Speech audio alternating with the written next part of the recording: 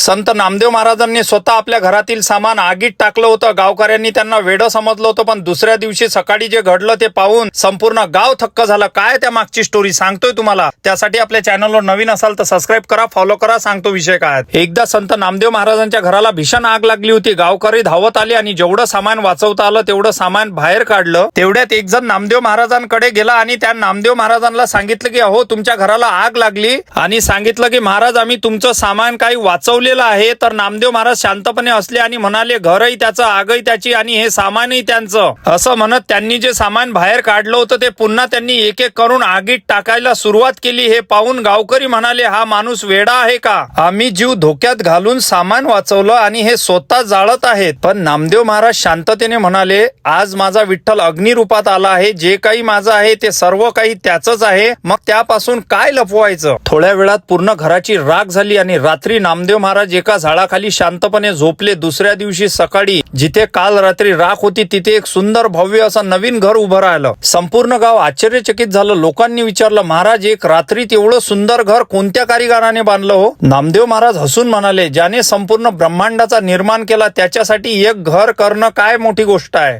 जग ज्याला वेडं म्हणतात त्यालाच खरी भक्ती म्हणतात। देवावर पूर्ण विश्वास ठेवणाऱ्याची काळजी देवच स्वतः घेते। आणि व्हिडिओ आवडला असेल तर रामकृष्ण हरी लिहा आणि भेटू पुढच्या एका नवीन अशा व्हिडिओमध्ये।